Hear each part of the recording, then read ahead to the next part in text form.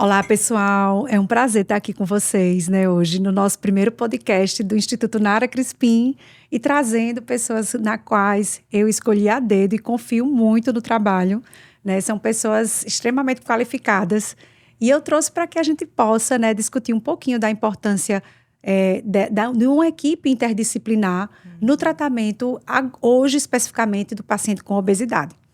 Então, vamos começar falando um pouquinho e apresentando, né, a minha equipe. Eu vou começar com Larissa, que é nutricionista. Primeiramente, eu queria agradecer, Nara, né, pelo convite. Para mim é uma honra fazer parte da equipe, né, interdisciplinar, que a gente está trabalhando focado na obesidade. Então, eu sou nutricionista. Meu nome é Larissa Brito. Inclusive, eu queria comentar assim que eu sou nutricionista já há algum tempo, mas desde os meus 12 anos de idade eu queria ser nutricionista, porque eu fui uma adolescente que sofri com obesidade. Então, isso, assim, está muito enraizado em mim. Eu acho que por isso eu tenho muita vontade de ajudar pessoas que têm obesidade. Legal. E aí, depois eu segui na carreira, tanto de clínica como também acadêmica, né? Eu sou professora também, fiz mestrado, doutorado em nutrição.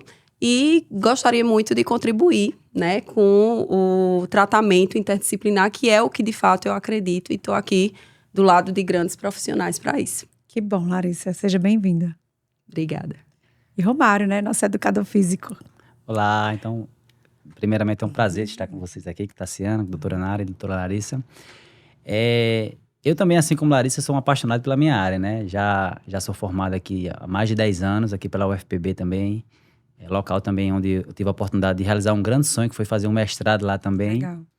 E o meu mestrado, ele acabou sendo uma área muito geral, que está hoje num centro de atenção muito grande, que é a parte ambiental. Então, a partir daí, eu comecei cada vez mais a abrir minha cabeça para a importância, né, do ambiente em si, na nossa adoção de comportamentos. Verdade. Então, durante esses meus anos de formado, aí, eu tive a oportunidade também de fazer 2 especializações na área de fisiologia do exercício, na área de nutrição esportiva, enfim. E, além do mais, eu sou um apaixonado pela área de esportes em geral, né? Então, tudo que tem movimento, eu tô dentro. A vida é um movimento, né? Muito bem, Romário. Parabéns. Tassiana, nossa psicóloga.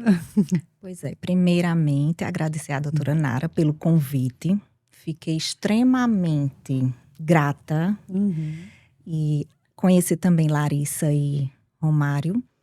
E assim, eu sou suspeita a falar, né? Porque eu amo a psicologia. Eu sou de Campina Grande, me formei na UEPB, já faz alguns aninhos. Depois fui morar em Brasília, fiz meu mestrado na UNB, em Ciências do Comportamento, né? E desde então, venho trabalhando nessa área de terapia cognitiva comportamental. Depois aqui, quando eu voltei para João Pessoa, eu fiz o doutorado na UFPB, né? Também nessa área, ligada a neurociências. E assim, hoje estou clinicando, amo o que eu faço também. E é um prazer estar do lado de pessoas tão, né, ligadas mesmo e comprometidas e amando o que fazem, né? Então, mais uma vez, agradeço, doutora Ana. Que bom. Seja bem-vinda, Tassiana. Obrigada. Como vocês podem ver, todos, né, muito apaixonados pelo que fazem, né? E aí eu acho que isso é o que faz a diferença, né? Você se manter ativo e estudando sempre. Então, mas mudando um pouquinho de assunto, né? Tirando as apresentações, o que a gente veio falar hoje foi sobre obesidade, né? E aí a gente está mesmo no mês da obesidade, né? O Dia Mundial da Obesidade foi dia 4 de março, mas a campanha em combate à obesidade continua o mês todo. E por isso que a gente trouxe esse tema tão importante. É importante por quê? Pela alta prevalência, né, que a obesidade tem hoje e que ainda terá nos próximos anos. Então, se a gente pegar dados do Vigitel, que é uma pesquisa que é feita por inquérito telefônico do Ministério da Saúde em várias capitais do Brasil, a gente vê que nos últimos anos, né, como a obesidade e o excesso de peso que envolve o sobrepeso e a obesidade vem aumentando.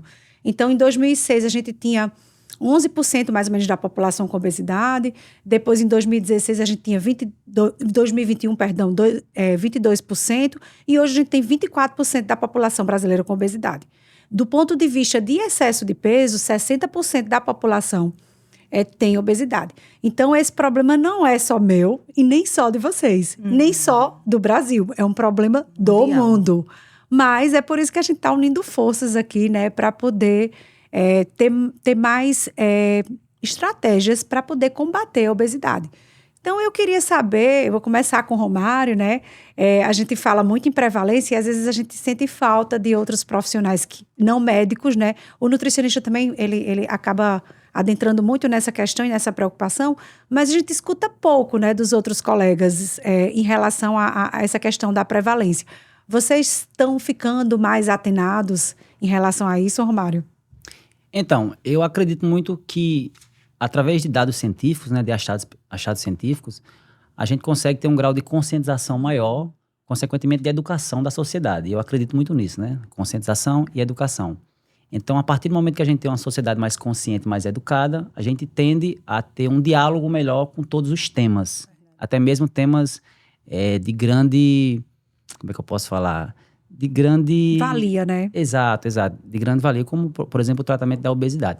Além desses dados que você trouxe para cá, posso também agregar mais alguns. Por exemplo, no estudo recém-publicado pelo The Lancet, ele mostrou que de cada 8 pessoas, né, que a gente tem hoje no mundo, pelo menos uma está no estado de obesidade. Então, é um dado alarmante. Preocupante. Esses mesmos dados, eles, pela estimativa que tinha sido feita anos atrás, seria apenas para 2025. Então, em 2024, a gente já atingiu. A gente também teve um quadro de 1990 para cá, nesse mesmo estudo, que mostrou que a obesidade entre crianças e adolescentes, ela praticamente quadriplicou. Então, são temas extremamente relevantes que eu acredito que através da minha área, né, eu posso dizer assim, falando especificamente da educação física, o profissional da educação física ele tem que estar cada vez mais antenado a esses dados científicos para ele ter esse entendimento para que, na sua prática do dia a dia, né, a gente está ali com o pessoal na academia praticamente todos os dias, 3, 4 vezes por semana, a depender da rotina de cada um, claro, mas que a gente possa entender esse quadro e buscar realmente boas estratégias. Eu sempre falo assim, ninguém precisa ser fitness, a gente precisa ser saudável. Essa cultura fitness de achar que todo mundo tem que ser fitness, não. O importante é a gente ser saudável. Verdade. E o conceito de saudável ele é muito amplo. Já o conceito de fitness ele é muito restrito muitas vezes. Então, eu acredito que a educação física ela caminha para esse ponto, de tornar pessoas cada vez mais saudáveis. Verdade, muito bem. Então, ainda diante desse contexto, eu acho interessante a sua visão e até fico feliz, né? Porque o que a gente vê na sociedade é o educador físico, ou muitas vezes o nutricionista, achando que a culpa da obesidade é a dieta e a atividade física. A gente sabe que são estratégias extremamente importantes de prevenção e de tratamento, mas o paciente não tem obesidade só porque come errado, né? Como é que você enxerga isso, Larissa? Isso, Nara. E eu acho que é importante você frisar isso, até para que colegas nossos, né, Romário, da nossa profissão, porque eu acho que existe ainda muito preconceito de nós mesmos, profissionais de saúde, né? Eu tento sempre comentar muito sobre isso. Teve até um estudo que eu boto muito nas minhas aulas para conscientizar meus alunos, porque desde a graduação a gente tem que tentar mudar a visão do profissional, que ele foi feito com mais de 300 nutricionistas e mostrou o quanto, né, foram feitos questionários e mostrou o quanto ainda tem nutricionista que atrela a obesidade ou o paciente com obesidade a preguiçoso, desleixado. Então, infelizmente, ainda tem muito estigma em relação à obesidade por os próprios profissionais de saúde. Por isso que atualmente a gente vem vendo, né? A gente viu ano passado, quando a gente foi para um congresso, o quanto teve de palestra voltada para o ChatGPT. Verdade. Né? Que é a inteligência artificial, mostrando que tem muitos pacientes com obesidade que preferem tentar se tratar sozinho com o ChatGPT do que com profissionais de saúde, porque tem medo, porque eles dizem que não vão ser julgados, né, quando tentam algum tipo de dieta, de tratamento ali com o ChatGPT, diferente de um profissional de saúde. Então, assim, na nossa área, principalmente, a gente teve uma formação, muitas vezes, voltada a que o único tratamento da obesidade, a gente já conversou sobre isso, eu e Romário, é dieta e exercício. Mas a gente sabe que um paciente que tem obesidade, quem estuda fisiologia da obesidade, comportamento, entende que existem fatores, inclusive fisiológicos, que impossibilitam o paciente dele conseguir, muitas vezes, obter um resultado, né, de emagrecimento apenas com dieta e exercício. Por isso que muitas vezes a terapia, muitas vezes não, é imprescindível a terapia cognitivo-comportamental, bem como o uso de medicamentos, né, ali como coadjuvantes no tratamento, que é muito importante. E aí, nossas profissões precisam se conscientizar para a gente trabalhar cada vez mais. Se conectar com outros profissionais, como, por exemplo, o médico endocrinologista.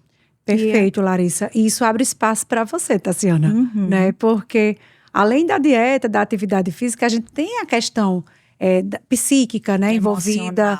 O que é que você acha, assim, nesse estilo de vida moderno que a gente vem adotando, né, tão comum no consultório, chegar a um perfil de paciente com as mesmas queixas, com os mesmos sintomas? Sim. Eu queria que você falasse um pouquinho a respeito dessa questão da interferência do estilo de vida moderno que a gente leva hoje e no impacto na nossa saúde psíquica e, consequentemente, também no ganho de peso. Né?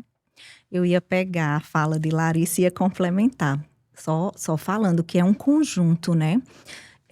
O paciente também tem que entender que não é só a parte, como Larissa falou, da nutrição, do alimento em si e do exercício.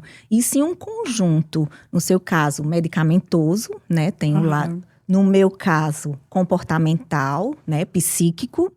Então, assim, hoje em dia é muito comum o paciente chegar a mim no consultório e, assim, com ansiedade, com desgosto do próprio corpo.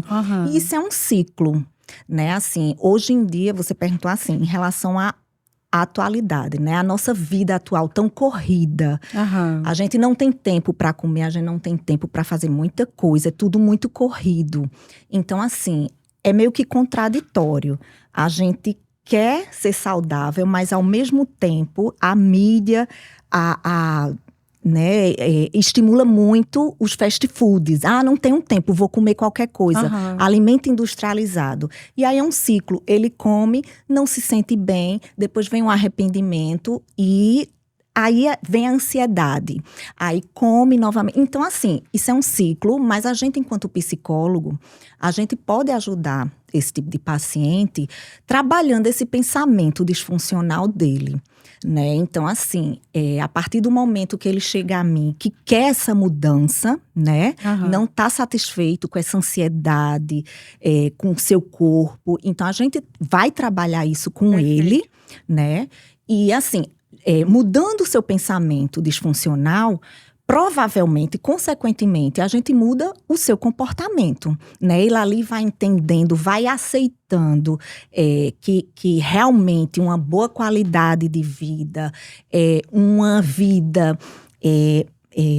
assim, com um pouquinho mais de calma, a gente dá dicas, e aí eu entro também nessa parte de exercício, que é muito importante. Ajuda em tudo. Ou seja, interligado novamente, né? Com certeza. Eu estimulo muito meus pacientes a exercício físico, a uma caminhada que relaxa, vai pensar em outra coisa. E assim a gente vai trabalhando essa ansiedade. Aí ele tem um bom relacionamento com a alimentação, né? Então, assim, é tudo um conjunto. Com certeza, né? Por isso que estamos aqui, né? Isso. Perfeito. Realmente, a gente tem que se preocupar com essa questão da socialização. Nos congressos médicos, da mesma forma que a nutrição, Larissa, antes era muito abordada só a questão medicamentosa, né? E hoje a gente sabe que não é só medicação, né? Então, se a gente não ajustar, né, todos os fatores que interferem com o ganho de peso, a gente não consegue ter um resultado sustentado. E aí, onde entra muitas vezes, né, ou melhor, eu acredito em todas as vezes, vou até corrigir, o papel de todos nós juntos, né? Sim. Eu ainda ia lhe perguntar mais uma coisa, certo? É comum no consultório, o paciente... Para o nutricionista, ele também tem um pouquinho de, às vezes, de resistência, porque ele acha que o nutricionista é um profissional que vai puni-lo restringindo o mesmo de comer. O prazer. E não é isso, que depois Larissa vai falar um pouquinho sobre isso. Para o educador físico, às vezes, ele muitas vezes coloca empecilhos, né? Que não tem tempo, que tem dor nas articulares, né? E que não vai conseguir, que fica cansado para subir uma escada. Mas para o psicólogo, a resistência é muito grande. Muito grande mesmo. Isso. Mas assim, quando a maioria chega já com a queixa, Nara, de estar realmente aquela questão de ansiedade com relação à comida e vice-versa. Quando eles chegam até você, eles já estão querendo ajuda, né? Isso, já chega com essa queixa principal, Aham. né? De ansiedade, de não estar bem com seu próprio corpo. E aí a gente vai trabalhando à medida do que eles vão trazendo, Entendi. entendeu? Mas eu acho importante também a gente frisar, acho que Nara concorda comigo. Porque, assim, eu como nutricionista, eu gosto muito também de estudar a área comportamental, acho que Nara também, né? Dentro da nossa ossada, né? Dentro do nosso nível de competência, que a gente não se aprofunda na competência de um psicólogo. Mas o que eu sinto, Tassiana, é que, por exemplo, quando eu recebo um paciente, que muitas vezes eu faço um tratamento semanal com ele para ficar mais de perto, um paciente que tem realmente, às vezes, uma compulsão alimentar, que tem um comer emocional, há um grande problema também, que Nara comentou primeiro sobre a resistência, né? De ir para um psicólogo. Mas eu sinto também, alguns pacientes meus, eles já fazem tratamento com psicólogo, mas eles dizem assim, Larissa, eu tenho 50 minutos de terapia. Acontece tanta coisa na minha vida, que a parte da alimentação, ela fica ali, ó. Fica muitas vezes de lado. Às vezes eles dizem que não tem tempo, né? Hábil de realmente de falar sobre isso, de tratar. Porque às vezes, como a gente falou, o paciente com obesidade, ele tem muita ansiedade, mas também a gente tem muito paciente com obesidade que tem compulsão alimentar. Verdade, que não é Larissa. diagnosticado o transtorno. E às vezes, eles mesmos dizem que não conseguem tratar muito bem até na própria terapia, porque realmente esquecem devido a várias outras questões que eles têm que trabalhar. Qual a solução, Tassiana, que tu acha para essas situações, assim? Quando você tem um paciente que você vê que ele sofre com essa questão alimentar, mas também tem várias outras questões na vida dele que ele tem que tratar. O que é que vocês, psicólogos, conseguem tentar fazer? É porque, Larissa, a gente trabalha com a fala do paciente. Então, como eu disse, a maioria já chega para mim e já fala. Eu não tô gostando do meu corpo, doutora. Eu tô tão ansiosa, tô tão estressada com a faculdade, com o meu trabalho. Eu desconto na comida, para mim é um prazer.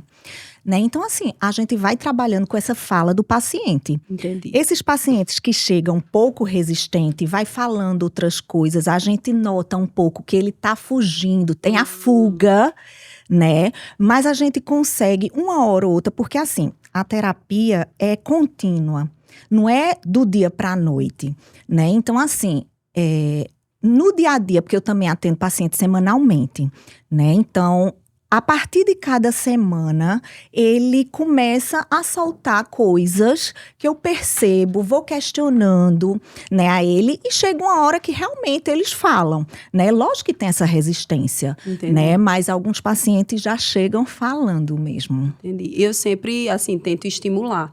Porque, de fato, às vezes a vida, a gente sabe que a nossa vida, às vezes, acontece mil outras coisas e a gente não tem tempo, às vezes, ou esquece mesmo de falar algo que nos perturba em algum momento, mas tá ali no cantinho, né? Tá escondido. Isso. Aí eu sempre tento, gente, tente lembrar a sua psicóloga, se possível, 5 minutinhos, 10 minutinhos da minha terapia, tenta lembrar de falar sobre minha relação com a alimentação. Isso é tão ou como é que foi minha importante, semana em Larissa. relação à alimentação, porque é Ótimo. algo que eu acho que faz muita diferença também, né? Perfeito, Larissa. Com certeza. Eu acho, na prática clínica, essa sua fala é muito verdadeira, certo? Eu tenho muitos pacientes que já são acompanhados pela psiquiatria, né? Às vezes tem diagnóstico de depressão, de ansiedade, e tem uma certa dificuldade, inclusive, de ajustar, né? Otimizar o tratamento. Muitas vezes pela falta do exercício, pela falta de uma boa alimentação, pela falta de uma terapia. E aí acaba que o psiquiatra não consegue trabalhar e ele sempre está trazendo aquela queixa da ansiedade. E muitas vezes o psiquiatra não consegue, né, adentrar perante a questão alimentar. Então, é comum, eu como nutróloga, né, eu adentrar e às vezes o paciente tem um transtorno de compulsão alimentar, e às vezes até grave, e nunca ter relatado para o psiquiatra e nem para o psicólogo. Talvez aquilo para ele seja um bloqueio, que nem ele mesmo está sabendo como lidar, e para ele dizer isso é difícil. Porque muita gente deixa a terapia, vai uma vez e não volta mais. Por quê? Porque aquilo mexe muito com você. A verdade, né? A verdade, Deixa eu fazer aquele uma pergunta. problema. Então, para esse assunto em específico, a questão da compulsão alimentar, teria uma relação com diagnóstico e tratamento? Isso. Primeiro o diagnóstico, a gente usa o DSM-5, né, para fazer critério diagnóstico de transtorno de compulsão alimentar. Existe questionário que você aplica para dar esse diagnóstico, mas de uma forma bem resumida, eu vou colocar uma tríade. Normalmente, como é que vem um episódio compulsivo, né? Que é um episódio compulsivo. Você pode ter até episódio compulsivo e não ter o diagnóstico de transtorno de compulsão alimentar. Isso. O episódio compulsivo, ele se caracteriza por você ter um gatilho. Às vezes começa com pão, com chocolate. Então, você começa a comer entre 20 minutos a 2 horas. E aí, você nota a quantidade, né, de calorias a mais que você está consumindo. Geralmente, em torno aí de 1.000 calorias ou mais, certo? E depois disso, você nota o descontrole e depois tem que ter um arrependimento, uma angústia por ter feito aquilo. Então, quando eu pergunto isso, o paciente que tem transtorno de compulsão alimentar ou que tem episódio compulsivo, ele às vezes até chora. Ele faz, doutor, eu tenho isso. Por quê? Às vezes ele vai para a Larissa e ele consegue seguir uma dieta, um padrão, no café da manhã, no almoço, quando chega no final do dia, ele tem uma compulsão. Então, às vezes a oferta calórica que ele faz ali, naquele momento da compulsão, né, é maior do que o dia todo. Exato. E isso sendo tratado, aí onde entra a questão medicamentosa, que tem que, não só medicamentosa, mas com auxílio de todos vocês, mas a questão medicamentosa, como é uma doença, você tem que tratar do ponto de vista medicamentoso. E sabe o que é mais preocupante? É porque o transtorno de compulsão alimentar é mais frequente no paciente com sobrepeso. Apesar que, quanto maior o IMC, maior o risco do paciente ter transtorno de compulsão alimentar. Como o sobrepeso é mais prevalente, você vai encontrar. Sim.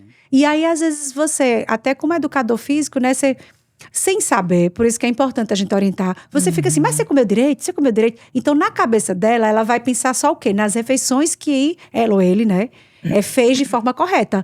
Então, ela pula, aí é onde entra a parte da terapia, ela pula aquele episódio. E aí é importante Ou às que... vezes nem diz por vergonha. Isso, Né? isso. Acontece muita vergonha, porque eles normalmente comem escondido. Até embalagem, quando eu trato o paciente com compulsão, eles dizem que até embalagem de algum alimento mais calórico que come, que não quer que, às vezes, algum familiar, um amigo, eles escondem, vão jogar no lixo lá do prédio, vão jogar Verdade, lá no lixo Larissa. da rua. E assim Muitas tem vezes. muito julgamento. Isso. Muitas vezes eles não falam por medo do julgamento dos outros e do próprio julgamento, né? Que tem muito disso. A nutricionista ou minha mãe, meu pai, meu irmão vão me julgar, vão dizer que eu tô realmente precisando de tratamento, vão dizer que eu não tô bem. E Isso. muitas vezes eles escondem. Tem até um filme, eu não sei se vocês já assistiram, aquele A Baleia, que foi Já. premiado. Pronto, eu acho interessante comentar uma coisa. Porque eu fui assistir com uma amiga, tudo. E aí depois eu fui comentar com uma pessoa, assim, da minha família, que é leiga em relação à obesidade, compulsão, enfim. E aí quando a gente foi comentar, para quem nunca assistiu, né, o filme, ele trata de um paciente com obesidade. Grave, né? Grave, que tem compulsão, né? Grave também. Grave transtorno de compulsão alimentar. E é muito bem representado, né? Pelo ator, que ele até ganhou o Oscar, inclusive, porque a atuação foi divina. Foi. E aí, eu lembro dessa pessoa ter comentado comigo assim, a gente comentou do filme, ele fez assim, mas rapaz, como é que ele, daquele jeito, tava tão gordo e por que ele não parava de comer? Entende? E, assim, foi Como quando se fosse, ele pudesse ter o controle, né? tivesse- Então, assim, pra mim, como eu já estudo isso faz tempo, como é algo pra mim, assim, da minha rotina, pra mim era claro o filme. E até foi emocionante pra mim quando eu assisti. Também gostei do filme. Mas pra uma pessoa leiga, eu consegui, assim, ver o quanto uma pessoa leiga, ela não tem noção do que é a compulsão alimentar. Ela Verdade. trata como uma gula, como Isso. desleixo, como algo bem simples. Falta de disciplina, falta de controle, né? Exatamente. Então, pegando esse gancho aí, tá? Eu perguntei à doutora Nara sobre a questão da compulsão alimentar. Vou ampliar um pouquinho a pergunta, para você tentar trazer essa informação aqui para o pessoal que está assistindo. Avançando, saindo da compulsão alimentar e já chegando no paciente com sobrepeso ou mesmo obeso, essa subdiagnostificação Certo. e o tratamento para obeso também, seja com compulsão ou sem compulsão, enfim. O dado hoje, o cenário, qual seria?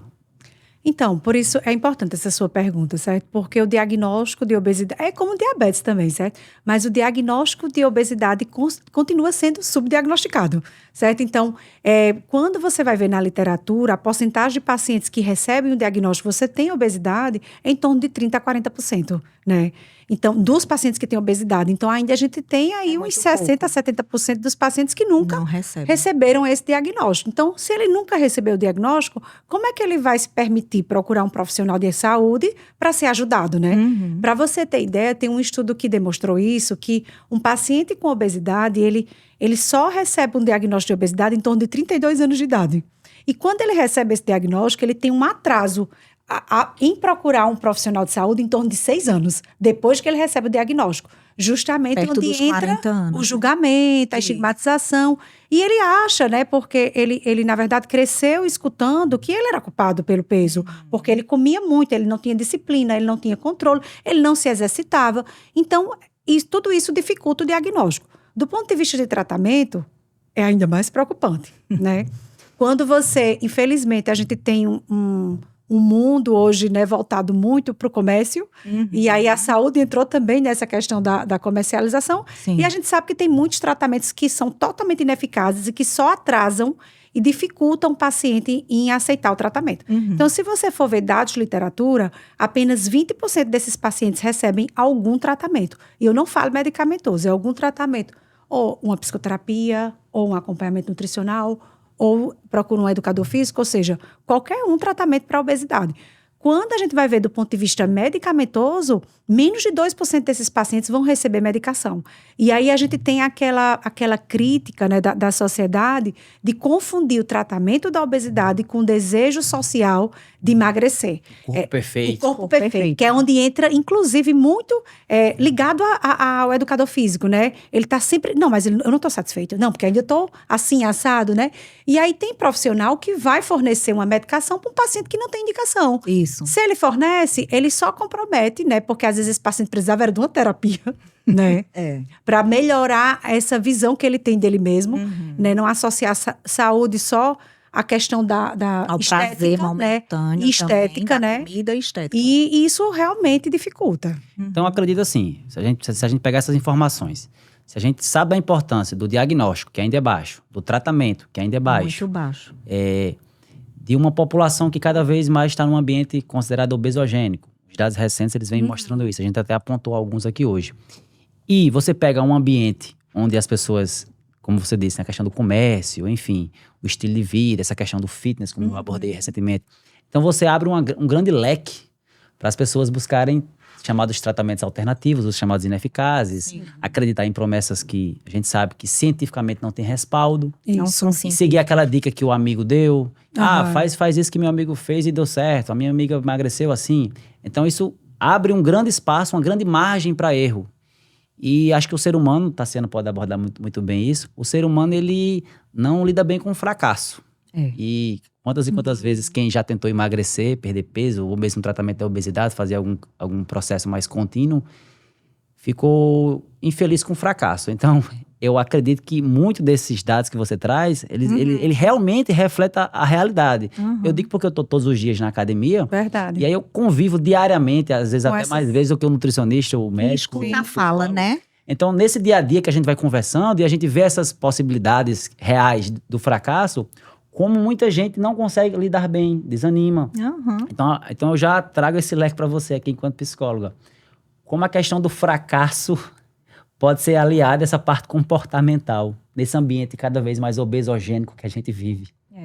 Por exemplo, você falou, né, do exemplo que pega, vamos dizer, a dieta do amigo passada pelo nutricionista, pega para si, né? E muitas vezes não dá certo, porque o tratamento é individualizado, né? Então, assim, cada paciente precisa de, né? Você analisa ele no todo, não pode analisar só aquela parte. Por isso que, mais uma vez, o trabalho interdisciplinar, né? Então, assim, o que serve para Romário não serve para mim.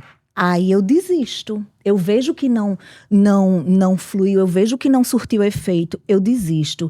Então, aí, cada vez mais, ele fica pegando... como tem hoje em dia, né? Essa parte de comércio, de Instagram, de coisas que prometem, assim, resolver como se fosse uma mágica. E não é assim, né? Então, assim... Eu tenho até um adendo para fazer. Faça. Eu acho que a gente está aqui para isso, educar, né? E quando você tem uma informação, a informação não é ela tá lá só por estar, é para você levar para o seu paciente. Então, você trabalhar com a frustração, quer trabalhar com a frustração. Eu fiz um comentário sobre isso hoje à tarde, certo? É aquele paciente que tem um excesso de peso e ele acha que o tratamento do excesso de peso vai ser para ele normalizar o IMC, né? E não é isso. O tratamento tem que ser baseado em evidência com que a gente tem de evidência em relação ao que é eficácia de tratamento para a obesidade.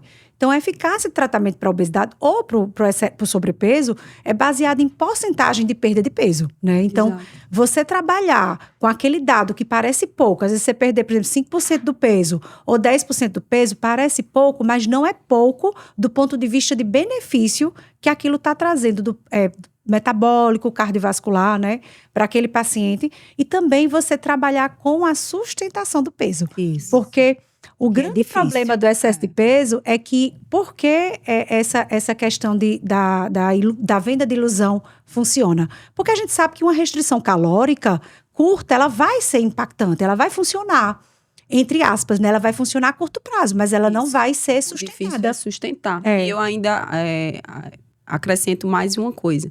Como o Romário falou e Tassiana complementou, realmente, o ser humano, a gente não lida muito bem com o fracasso. Ninguém gosta de fracassar. Hipócrita é a pessoa que diz que gosta. Ninguém gosta de fracassar. Porém, eu acho que diminui muito o risco disso acontecer quando, por exemplo, nós, como profissionais de saúde, faz essa educação que Nara falou, mas também trata com o paciente de metas factíveis. Isso, porque o que é o fracasso, né? Exato. Primeiramente, é isso que eu quero dizer. Exatamente. Se é o fracasso. Que é o fracasso. No momento que o paciente, às vezes, ele chega muito ansioso pra gente, querendo perder 15 quilos em 2 semanas. Eu tô exagerando aqui, mas o pior que acontece. Mas aí, o que é que a gente tem que fazer? Essa educação, que Nara falou, né? De trazer realmente o paciente para a realidade e, ao mesmo tempo, trabalhar. A gente chama, tem até método SMART e tudo, que são essas metas factíveis, que são, assim, que são possíveis de ser atingíveis, né? Em relação ao paciente. Então, qual é a meta? Depende de cada paciente, porque é individual. No momento que você coloca, você às vezes chega com um paciente que ele tá com, assim, uma expectativa aqui. Você não precisa trazer ele para aqui, mas você pode trazer ele para aqui. Isso. Porque aqui é possível, ele vai ter que se esforçar para, muitas vezes, a maioria das vezes, mas é algo que você já trabalha, inclusive, os obstáculos que ele vai precisar enfrentar. Você tem que trabalhar, por exemplo, às vezes eu pergunto até a um paciente, ele diz assim, eu quero fazer exercício. Não, eu vou tentar. Eu não paro por aí. Eu falo normalmente, tá, você quer fazer o quê? Aí ele diz, não, eu quero fazer academia. Você gosta de academia? Não, mas é o que dá pra fazer. Tem perto da sua casa? Tem. Você vai como? Vai de carro? Tudo esses detalhes eu pergunto. Por quê? Porque eu tô tentando, não é nem especificamente mandar o que ele vai fazer, mas ele refletir se é possível ele fazer. Ficar mais ativo, né? Isso, no E que tá tratamento. mais acessível a ele. Porque se tiver acessível a ele, ele vai conseguir com mais facilidade. Exatamente. Se for como Tem você um gancho disse, pra se você botar uma meta lá embaixo, impossível dele conseguir, aí vai gerar frustração, e o fracasso, o fracasso. que ninguém gosta de Ninguém fracassar. gosta, né? Exatamente. Então você tá corretíssimo, eu também faço isso. Puxando o seu gancho para Romário de volta, né? Em relação a essa questão na medicina, na nutrição, a gente consegue muito adequar, eu vejo até de um ponto de vista mais geral, essa questão de sair um pouco do 8 e do 80. O que a gente... Agora eu vou trazer o que eu escuto muito, certo? Sim. Dos pacientes, que eu sei que eu acredito que sua visão seja diferente, mas a gente sabe que o exercício físico intenso, né, é eficaz e tudo mais, mas acaba que, às vezes, o educador físico fica com isso na cabeça e acha que o paciente não faz porque ele não quer. Isso. E não porque ele não está conseguindo. Tudo Isso. bem que eu não estou tirando, né, em algumas situações que o paciente realmente possa... Fazer um pouco mais. ele poderia fazer e vocês trabalham muito com isso, né? Até exaustão. Então, eu sei que vocês estão no papel de vocês. Mas eu gostaria de saber, né? Como seria a estratégia da gente pensar não só no resultado, mas na manutenção desse paciente se exercitando. O que é que você costuma fazer, né? Se você costuma ter um plano para ficar... ganhar a aderência desse paciente, depois ir trabalhando a intensificação. Como é que você enxerga isso, Romário? Então, uma ótima pergunta, porque volta novamente até o tema central aqui da nossa conversa, que é a questão da conscientização.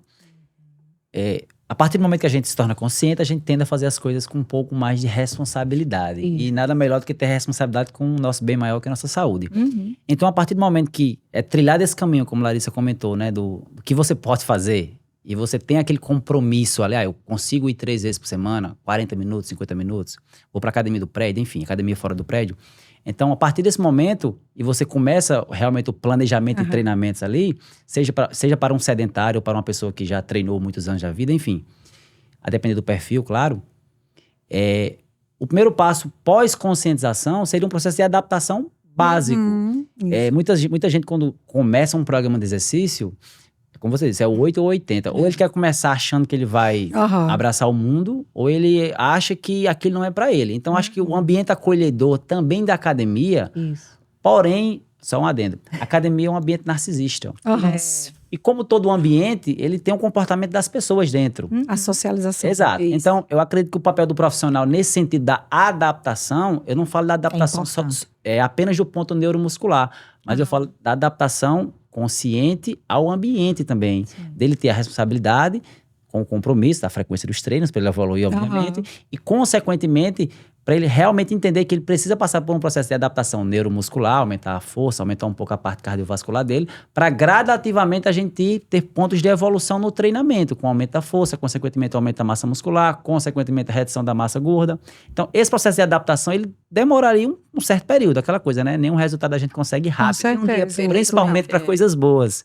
Então, acho que quando a gente consegue ter esse ambiente, que o paciente, ele realmente está com uma adesão, né? Exatamente. Com uma adesão interessante para isso, tudo fica mais fácil.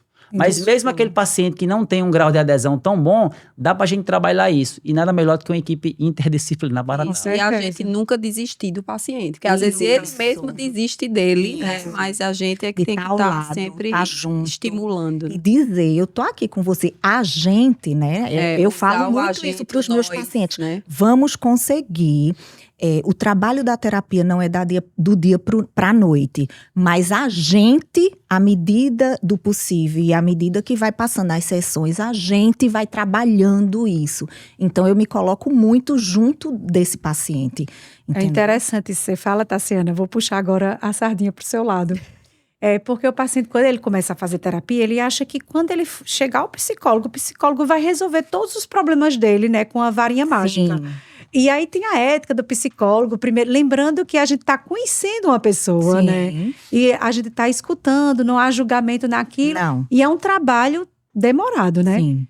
E aí, como é que você enxerga isso, né? Qual o seu recado que você poderia dar em relação aos pacientes que iniciam a psicoterapia? O que é que eles, a princípio, vão encontrar ali de benefício para depois ter, como a atividade física, né? É como a nutrição, mas eu acho que a atividade física e a psicologia se assemelham muito nessa questão, porque é um caminho, né, que você vai percorrendo. Então, eu queria saber, assim, o que é que você faz, né, para o paciente entender o que leva ele a ir para a terapia, o que é que ele vai realmente se beneficiar do ponto de vista de início de uma terapia e depois o que é que ele vai conquistar mais a médio ou longo prazo. Eu sempre falo, Nara, assim, tento explicar ao máximo ao paciente, né, assim, a gente vai caminhar junto, né, eu tô aqui para lhe escutar, eu tô aqui para lhe apoiar, sem julgamentos, sem questionamento, sem julgamento mesmo em si, né. E aí ele começa a falar uma fala mais tranquila e vai muito da identificação, lógico, com o terapeuta, né? Então, quando há essa identificação, flui melhor a terapia. Eu sempre falo para ele, novamente eu vou repetir, não é do dia para a noite, né? Então, é um processo, terapia é um processo, né? Você tem que querer e eu tô aqui para lhe ajudar. Também. É um direcionamento, né? Isso. Então, assim, responsabilidade de ambos, né? E depois que vai fluindo a terapia, que ele vai mudando o comportamento dele, vai mudando esse pensamento, até ele vai melhorando, e até na fala, entendeu? Vai falando, vai me dizendo, ele comenta que realmente fez isso e isso. Mudei, doutora, fazendo isso e isso. A gente passa alguns exercícios. Eu, como Larissa, eu pergunto, é possível você caminhar perto da sua casa em relação a exercício? Atingíveis, né? Eu nunca passo metas inatingíveis, porque vem a questão da frustração. Então, assim, a gente busca a acessibilidade para o paciente em tudo, no exercício, na comida. Como é que você faz sua refeição, tal? Ai, tô muito ansiosa, não sei o quê. Aí eu passo assim, sei lá, vou dar um exemplo. foque na alimentação ou quando estiver estressada demais. Primeiro, respire. A gente utiliza muito a questão da respiração para se acalmar. Ou então vai escutar uma música, fazer o que você gosta primeiro. Acalma e aí depois você continua, né? Eu dei um exemplo assim. Mas aí eu falo que é um processo, à medida que ele vai mudando, ele mesmo vai se conscientizando, né? E acaba a gente trabalhando esse novo comportamento desse paciente. E eu acho também que é bem importante, eu acho que um bom profissional, eu avalio assim muito, quando o bom profissional é aquele que consegue ter a sensibilidade de entender cada paciente. Porque tem paciente que a gente... É único. Porque tem paciente, Romário pode exemplificar melhor ainda do que eu. Tem paciente que a gente sabe que pode puxar um pouco mais. Você Que a gente né? sente que ele até funciona melhor quando a gente Sim. dá uma puxada a mais. Verdade. E tem paciente que é mais Que não. sensível. Que se você pressiona um pouco mais, seja do que for, eu tô usando Ele exemplo some. genérico. Ele deixa. Ele deixa, ele se retrai, ele, né? Então, assim, o bom profissional é aquele que avalia individualmente, de forma holística mesmo, né? O paciente e tenta adequar, porque não existe dieta X para todo mundo emagrecer. Não existe. Existem estratégias diferentes que vão se adequar melhor a cada paciente diferente. Boa fala, Larissa, porque é muito comum no consultório o paciente achar que isso eu acho que se aplica também à questão da atividade física, certo? Mas sempre quer um alimento milagroso, ou retirar um alimento que tá fazendo ganhar peso, ou colocar um alimento que é o milagroso, porque ele viu na internet e nunca pensa no todo, né? Isso. Então ele tá sempre atrás de um pré-treino, de um pós-treino, mas na verdade ele ao longo do dia faz tudo errado, mas ele foca no pré-treino e no pós-treino. Eu sempre falo assim, gente, parem, às vezes, né? Dependendo do paciente, mas normalmente paciente, por exemplo, com obesidade e sobrepeso, eu falo, gente, parem de focar em detalhe. Isso. Suplemento é detalhe, Exato, né? Larissa. E aí eles esquecem da base, a alimentação como um todo, o comportamento, o exercício físico. Eles esquecem da base. Isso. E um suplemento, ele não tem esse poder todo. A base, que é a alimentação como um todo, é o estilo de vida, né? É exercício físico. Qualidade de Tem vida. muito mais impacto realmente relevante. Até medicamento mesmo, Nara sabe que a medicação ela é imprescindível no tratamento de obesidade, ela trabalha bastante com isso, mas que o medicamento isoladamente, às vezes tem paciente que vai, eu acredito, buscando aquela salvação, achando que vai Milagre, né? tomar o medicamento e vai ficar parado e vai dar tudo certo. Aham. Né? E Vai a gente- solucionar, né? até os estudos mostram que só o medicamento isoladamente, ele não tem esse poder todo, né, de uma grande perda de peso e manutenção, que é a principal parte. Então, assim, é trabalho de nós profissionais tentar educar, né, o paciente em relação a isso. Com certeza. Na verdade, a questão da medicação é para que o paciente trate a fisiopatologia do excesso de peso, da obesidade, E que tem Pra que ele- adesão à dieta. para que também, ele né? consiga exatamente trabalhar a alimentação, Isso, trabalhar perfeito. o sedentarismo, né? E trabalhar o comportamento. Eu acho que é muito comum o paciente da nutrição fazer assim, ele quer uma prescrição, mas ele não vai seguir a prescrição, certo? Aí depois disso, ele ao invés de focar num global, no comportamento, ele continua fazendo uma socialização ruim, né? Ele continua indo para os mesmos cantos, ou seja, o que era para trabalhar primeiro, ele mesmo não trabalha. Então, às vezes tudo fica pulando de nutricionista, indo de uma nutricionista para outra, Ou de médico. ou de médico né? também, porque tem que encontrar o milagre que alguém vai prometer. Isso. Né? E isso é muito ruim, porque ao invés de trabalhar o que ele precisa, ele vai ficar mudando sempre. Né? Na verdade, é uma autossabotagem, né? É uma Isso. negativação. Isso é comum em quem, porque assim, ocorre muito em quem terceiriza, né? Infelizmente, no tratamento da obesidade, sobrepeso, a gente sabe que tem muitos pacientes que terceirizam a responsabilidade. Isso. Porque, como vocês falaram, né, a gente se coloca junto do paciente.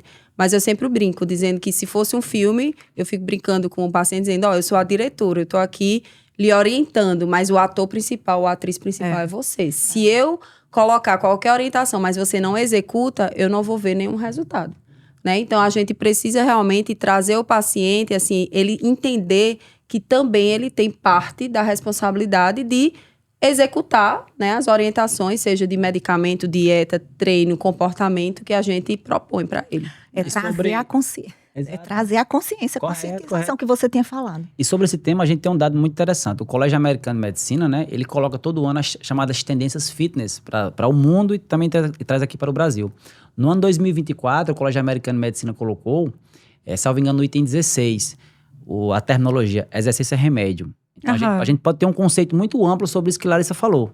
E outro ponto que o ACSM colocou para a tendência mundial foi chamada medicina do estilo de vida. Então, se a gente pega esses dois conceitos, mundo e trazendo aqui para a realidade do Brasil, a gente tem que entender que realmente tudo isso está acoplado, a gente pode usar essa expressão, e que o paciente realmente, ele é o ator principal, como Larissa colocou. Sim. E a equipe interdisciplinar, ela está ali do lado para dar todo o suporte possível, com boas informações, para torná-lo cada vez mais uma pessoa consciente daquilo que ele precisa fazer e trilhar realmente um caminho eficiente. Exato. Isso. E eu acho importante, Nara, você falou muito assim também, dentro disso que Romário falou, você falou muito assim, tem muito paciente que busca aquela dieta milagrosa e tudo mais. E tem paciente que tem resistência, né? A nutricionista que vai...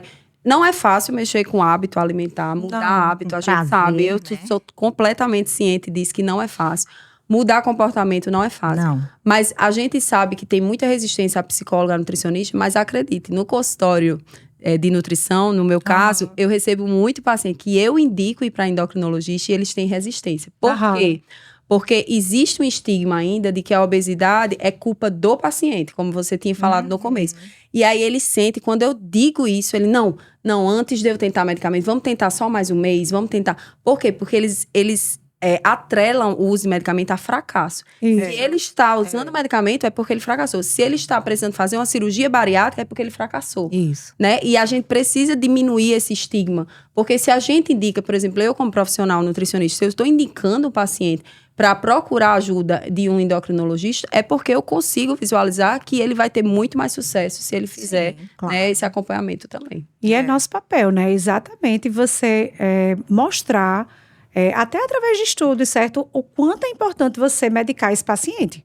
Né? Até porque ele precisa modificar o estilo de vida e enquanto ele não tratar a fisiopatologia, ele vai sempre estar ali atrás do alimento palatável, do açúcar, do sal, da gordura, né? E aí, eu acho interessante essa questão da medicação porque eu vou dar um exemplo bem prático com a semaglutida, tá? A semaglutida, quando foi aprovada por diabetes, a gente prescrevia para o diabetes, falava dos benefícios, falava dos efeitos colaterais, o paciente aceitava de boa, tranquilo, né? Ele era medicado, ele tinha o resultado, não saía na mídia o tempo todo algo negativo contra a medicação, não saía, certo? Quando ela teve a aprovação para tratamento do excesso de peso, o que é que aconteceu? A mídia toda em cima, né? Não, quem usa Ozempic engorda, atrelando o reganho de peso à medicação, e não é. O reganho de peso é a falta de tratamento da doença. Sim. A gente tem que entender que a obesidade é como diabetes, como a hipertensão. Parou de tratar, ela vai ficar descompensada. Então, infelizmente, a gente tem uma estigmatização que não é só a nível, vamos dizer, local, né? É a nível mundial. Então, você via vários jornais do mundo trazendo noticiários contra a semaglutida de uma forma extremamente leiga, mas achando que tem o poder de dar aquele depoimento, né? Porque isso aí é um pouco de arrogância. Isso. Você querer entender ou querer falar de algo que você não sabe.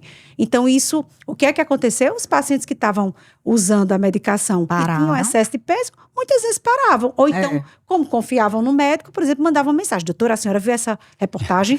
Doutora, então, é verdade, né? Porque pelo menos tem esse feedback positivo de confiar no profissional que lhe acompanha para perguntar. Porque o certo é você perguntar ao profissional e não ao vizinho que tomou. Mas alguns não perguntam, acaba deixando, porque acredita naquela notícia que realmente, quando deixar, engorda ou então faz mal. Deixa, engorda mesmo, porque deixa o tratamento porque ela vai descompensar. Exatamente. Né? E a história natural da obesidade, né, para que todos possam entender qual é o conceito de obesidade. Obesidade é doença crônica, progressiva e recidivante. E certo? Multifatorial. Multifatorial. Então, o tratamento é para sempre, né? Mesmo estando medicado, o paciente, inclusive, pode perder peso um tempo e depois começar a engordar. Porque é fisiológico, a gente tem vários mecanismos de reganho de peso. Inclusive, quem faz cirurgia bariátrica também. Sim, também. Que existe muito estigma. A cirurgia bariátrica é o último recurso. Ou, é porque eu procurei o recurso mais fácil. Gente, cirurgia bariátrica não é o recurso mais fácil. Não é, não é mesmo. E um ponto interessante para a gente tentar dar um toque científico a mais aí, nesses dados que a doutora Nara e Larissa trouxeram, a gente entender que, assim como o diabetes, né, a glicemia em si, existem os chamados limites saudáveis, a pressão arterial, existem os limites saudáveis, o peso corporal também existem os limites saudáveis. Tem um estudo canadense, salvo engano aqui do 2019, 2020, que ele fez uma associação da mortalidade com pessoas que estavam com estado de obesidade. Então, esse estudo ele concluiu que em até 8 anos, essas pessoas tiveram uma redução da sua expectativa de vida.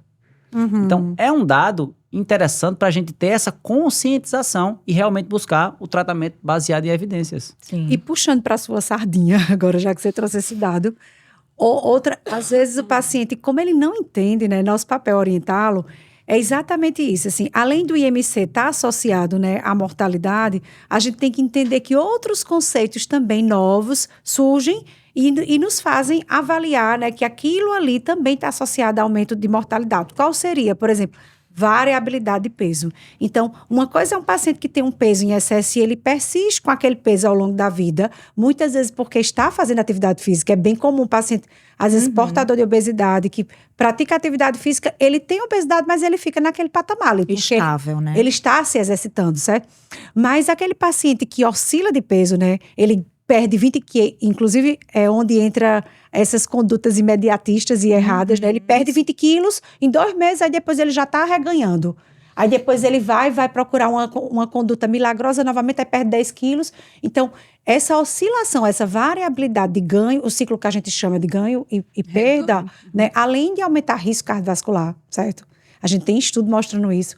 Ele também compromete a questão da massa muscular, que é onde entra o educador físico. E por isso que a gente tem diretriz hoje direcionando que sarcopenia deve ser avaliada em paciente que tem obesidade e mais algum outro critério que entra esse ciclo de ganho e perda de peso, porque você compromete o gasto energético. Toda vez que você perde peso, você diminui seu gasto energético. Quando você reganha o peso, o gasto energético não retorna ao basal. Exato. E aí é onde a gente realmente precisa, né, focar, educar, para que o paciente tenha, às vezes, o acompanhamento.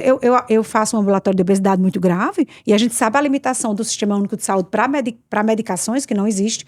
Pelo Sistema Único de Saúde, a gente não tem medicação disponível. Então, muitas vezes, o sucesso que eu falo diante daquelas circunstâncias sociais, né, de uma limitação do ponto de vista financeiro para a compra de alimentos saudáveis, né? Então, é manter peso, entendeu? Exatamente. Manter peso, às vezes eles acham, doutora, eu não saio desse peso, mas eu faço graças a Deus. Melhor do que tá. Porque às vezes a gente recebe até paciente com 25 anos, por exemplo, mas tem o histórico de obesidade e sobrepeso desde infância ou adolescência. E às vezes, muitas, principalmente mulheres, eu recebo mais, durante a adolescência, se submeteram a tratamentos milagrosos, de perder muito, né? Ganhar muito, perder muito, né? Ganhar muito. E aí chega nos 25 anos, é comum, eu acho que Romário também deve escutar. Olha pra mim e faz. Eu notei, depois que eu envelheci, 25 anos, depois que eu envelheci, meu metabolismo não é mais o mesmo, eu não consigo emagrecer. Mas às vezes é um metabolismo já sofrido, exatamente de tanto, né, sofrer com essas oscilações de peso e perder muita massa muscular, porque massa muscular é um componente corporal muito responsável pelo nosso metabolismo, né, Romário? Sabe o que eu falo? Deve conviver com isso. Como Tassiano comentou aqui, a questão dos resultados que são alcançáveis, né, de curto prazo.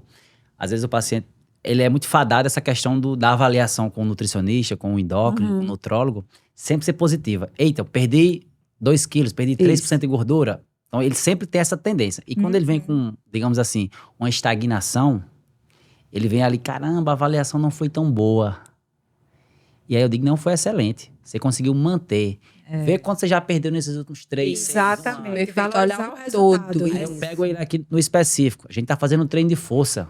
Conseguir aumentar 20, 30% tuas cargas. Tu tá treinando melhor, tu tá com mais força. O teu VO2, ou seja, a tua capacidade cardiovascular tá bem melhor. Ou seja, você tem tudo para continuar tendo excelentes resultados. É só ter a continuidade do processo. Isso, e é importante também diminuir... exercício que eu vou falar. Isso, mas é importante também, dentro dessa fala que o Mário falou, a gente conscientizar o paciente o seguinte, às vezes ele vem para o consultório de nutrição com intenção de perder. Chega, perde, vamos supor, em um mês perdeu 3 quilos, 4 quilos. No próximo mês ele espera, ele acha que é uma constante. né? Que Até que chegar o à corpo é nutrição, né? matemática, Ele acha que vai ser, mas aí perde, vamos supor, 1 quilo no outro mês. Ele fala, foi horrível, eu perdi 3 no passado, como é que agora? 1 quilo. Porque é importante a gente Adaptação dizer, metabólica, né? exato, que o Chegar no paciente ele platô. não vai perder a mesma quantidade. É muito mais fácil no começo ele perder mais peso, porque a gente tirou ele daqui em relação a tudo, né? Comportamento, exercício físico, tudo, e trouxe ele para aqui. Então, a gente tem esse choque inicial e depois é bom trazer ele assim para a realidade, para ele não criar expectativas muito altas e se Isso. frustrar. E por isso a importância da equipe interdisciplinar nessa situação, Romário, porque é muito falho você ter só a sua visão. Né? Isso. A gente tende a querer ter só a nossa visão e a gente não consegue enxergar a visão do que o paciente progrediu com os outros Isso. profissionais. Às vezes um comportamento alimentar, às vezes um comportamento social, às vezes no exercício físico. não E só aí no a peso. importância da gente não focar só simplesmente no peso, Uhum. diante de tantas outras variáveis que houve de melhora, né? Inclusive, na questão do exercício físico, o paciente fica muito focado no peso e esquece que o exercício físico, ele, vamos dizer assim, o exercício físico e o sono, eu faço um comparativo assim, que O sono tem uma importância eu acho que verdade. equilibrada entre os dois, né? Porque o exercício físico, a intenção não é só peso, né? Uhum. Se você for ver diretrizes, inclusive europeia, né? Agora, recentemente publicada, a perda de peso com o exercício é de 2,5 kg. Mas quando o paciente pratica atividade física, é uma média de perda de peso. Sim, sim. Certo? 2,5 kg. Mas se você for, né, avaliar o paciente como um todo, o quanto aquele paciente melhora de vários outros fatores, né? Melhora sono, melhora hipertensão, melhora glicemia, né? Melhora força muscular, melhora equilíbrio, diminui risco de câncer, né? Diminui, enfim. Várias coisas. Melhora a ansiedade, melhora a depressão, né? São tantas variáveis que o exercício físico melhora que é muito simplório a gente avaliar simplesmente só peso. E aí, às vezes, o paciente, por falta desse dado, ele fica na mesma tecla. Tô fazendo exercício, mas não tô perdendo peso. Tô fazendo. Tô E emagrecendo. aí é onde entra o papel do educador físico de mostrar que o exercício físico não é só simplesmente para o peso. E eu achei tão interessante, Romário, que assim, quando o paciente é estimulado, quando, né, você disse que estimula, você mostra para ele, isso tornando-o consciente, né? Então, assim, por isso que a importância também da gente de estar explicando a esse paciente, né? É a questão de conscientização. E eu achei super interessante isso, que é o estímulo que você dá a seu cliente, né? A seu, né? Buscando o treino, buscando. Aí você falou, não, mas você tá vendo que tá pegando mais peso. Então, assim, eu achei super interessante o estímulo, essa questão do estímulo. Eu também faço isso, né? E dizer mesmo, você consegue, você, né? Dizer coisas positivas para ele, né? E só para dar um gancho rapidinho, para a gente fechar essa parte de estímulo, as pessoas hoje se pegam muito em motivação. Eu só vou fazer o exercício se eu estiver motivado. Sim. Só vou fazer o treino se eu tiver com disposição. Mas como a gente falou, a importância da conscientização, ele passa por um compromisso seu com o seu bem maior, que é a saúde. Então, a partir do momento que a pessoa tem realmente essa conduta e ela tem um arsenal de informações, ela é bombardeada por informações de qualidade, ele consegue ter esse grau bem maior de um melhor relacionamento. Sim. Principalmente com a parte de exercício, com a parte alimentar e, obviamente, com todo o processo que envolve os parâmetros de saúde. Essa sua fala, eu acho que é quase diária para mim lá no consultório. Por quê? Eu acho que a gente tem que aprender a conhecer o nosso paciente, né? Isso. E a prezar pela individualidade. Eu vou dar um exemplo. Com certeza. É como a alimentação. Tudo na vida nem é 8 nem 80. Então, eu acho que parte disso, às vezes, pela visão de você se exercitar e sempre ter que ser intenso, né? Então, o paciente já está cansado, passou o dia trabalhando. Na cabeça dele, o exercício é algo que vai deixá-lo mais cansado. Mas, às vezes, acontece que ele está muito cansado. E é verdade, entendeu? Por isso que você tem que conhecer o paciente e o comportamento.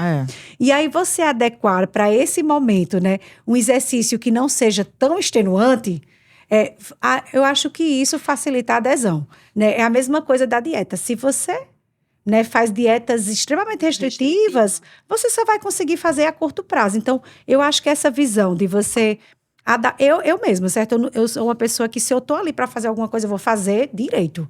Não tem esse shot de ter preguiça, não. Às vezes eu até brinco com minha educadora, fez só botasse isso, aí vou lá e aumento o peso. Mas também quando eu tô exausta, porque às vezes a gente tá muito cansado. Tem que respeitar. Aí eu não aguento, aí ela ainda não acredita. Porque o educador físico não acredita na gente. Eu não aguento.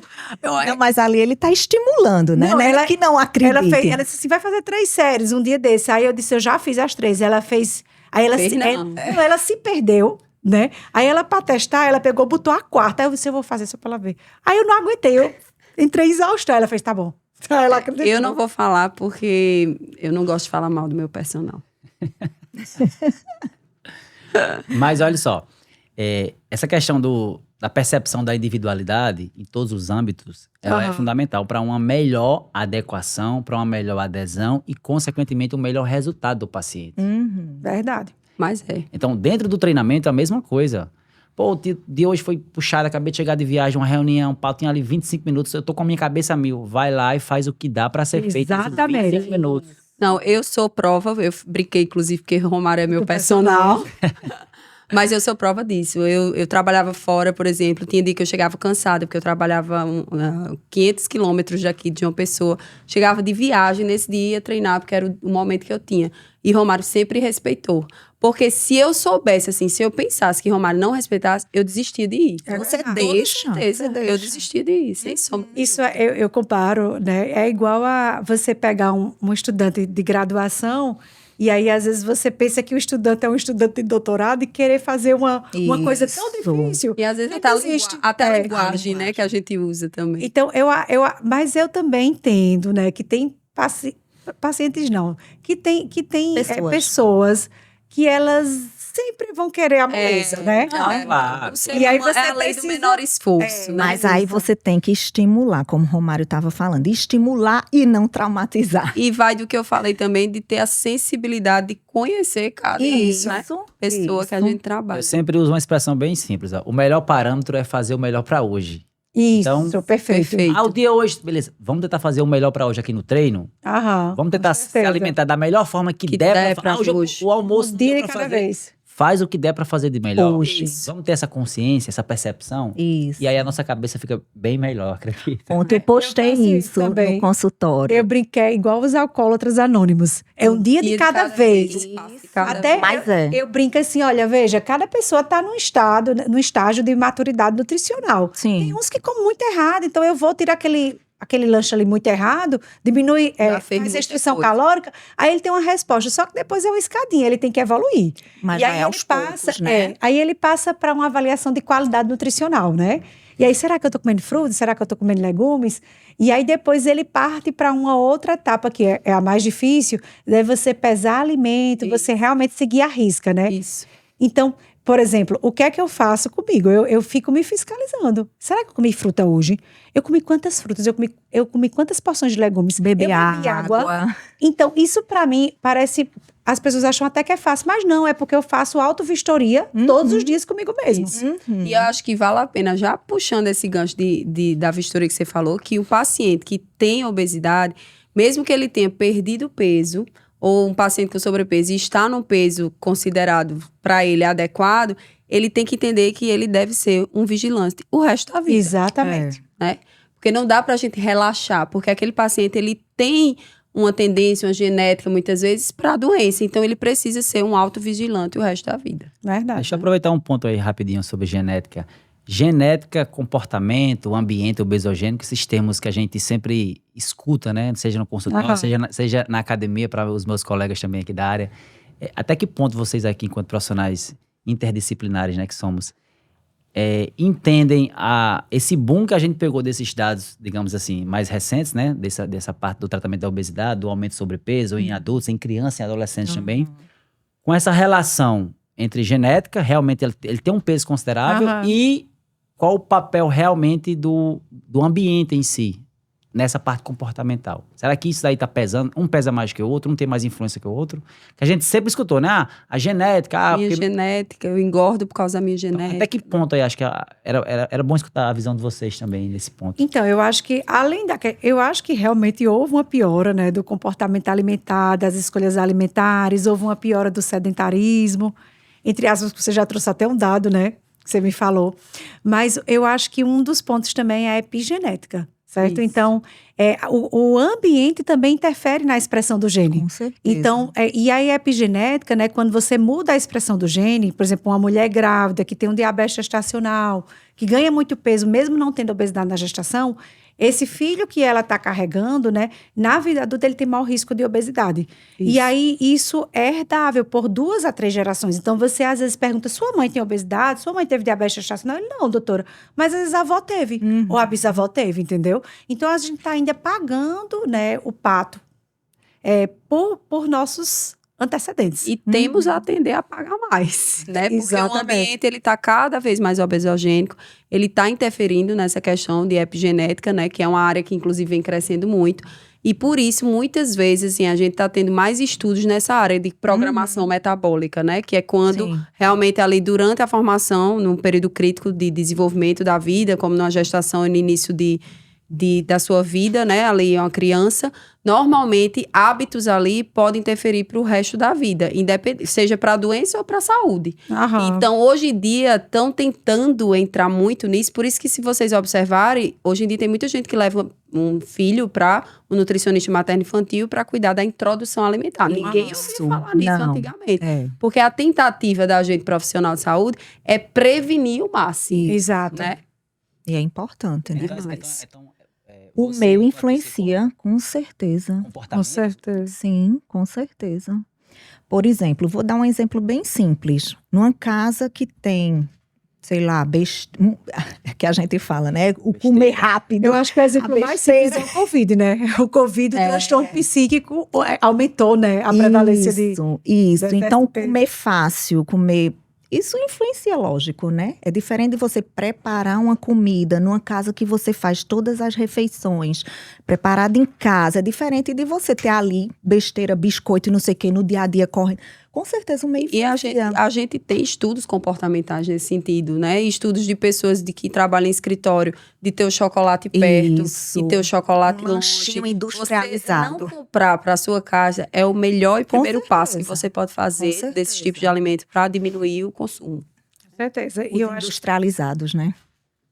é tudo integrado, né? É. Não tem jeito. A gente quer se desgrudar, mas não dá. Porque todas as profissões daqui que a gente está, né, tratando realmente fazem muita diferença no tratamento de obesidade. Com certeza. E eu acho que a gente está pertinho já de acabar, mas só tocando num ponto bem importante essa questão da epigenética, né? A gente não sabe ainda quando você introduz o paciente num ambiente favorável, né?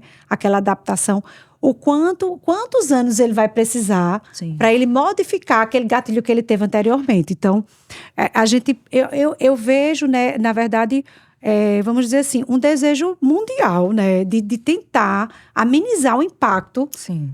dessa alta prevalência da obesidade, né? Inclusive tentando modificar leis, né? Leis de rotulagem, de introduzir, de proibição de alguns alimentos. Isso, como a gente tem aqui em João Pessoa, que é proibido vender refrigerante. Isso. Nas escolas. E aí eu acho que realmente tem que partir para algo mais global, né? Do que simplesmente condutas pequenas, locais, isoladas. Tem que entrar na saúde pública. Né? Saúde pública. Eu acho que é bem Política de saúde importante. pública. Isso. E a outra coisa também para a gente acabar com a estigmatização, né, é que, por exemplo, dos análogos de GLP-1, né, a semaglutida, ela está sendo estudada para crianças a partir de 6 anos de idade. Então, o estudo está rolando, né? Por quê? Porque para a infância, a gente não tem nada eficaz para tratar. E o que é que faz? Aí é onde vem a estigmatização, aí é onde vem a questão psíquica que se perdura por anos, né? Ansiedade, depressão. Porque a criança não é tratada e ela é estigmatizada até pelos próprios colegas. Isso. Então, quando a criança conseguir ter um meio, né, que controle ali o apetite e diminua a fome, a gente provavelmente Trata a vai ter obesidade infantil, né? uma nova mudança se as medicações forem mais acessíveis, né? Perfeito. É como Larissa disse, quanto você pegar um paciente com menos idade e a prevenção ser bem antes, com certeza A gente vai ajudar. melhorando cada vez Isso. mais o mundo, né? Em relação à prevalência de obesidade, que só faz crescer. Isso. Pois minha gente, mas foi muito boa a nossa conversa. É maravilhoso. Acho que é a Obrigada. primeira de outras, né, que virão. E aí a gente vai se aprofundando nas próximas, até trazendo mais dados do ponto de vista científico, né? Que essa é a intenção, né? Aham. Educação. Vocês têm mais alguma coisa para falar? Não, eu só gostaria de agradecer. Eu acho que foi uma conversa rica, né? Que a gente trouxe questões científicas, mas eu acho que a gente tem que tentar traduzir também para o público geral. Acho que a gente conseguiu, Sim. creio eu. E só tenho a agradecer mais uma vez pelo convite. Fiquei muito feliz de ter. Para mim foi uma conversa maravilhosa. Para mim também. Conversa ótima com esses profissionais aqui. Que bom. Então, acho que a gente chega por hoje, né? A gente já conversou bastante. Vamos aguardar os próximos. Obrigada, gente. Obrigada. Obrigada. Obrigado também.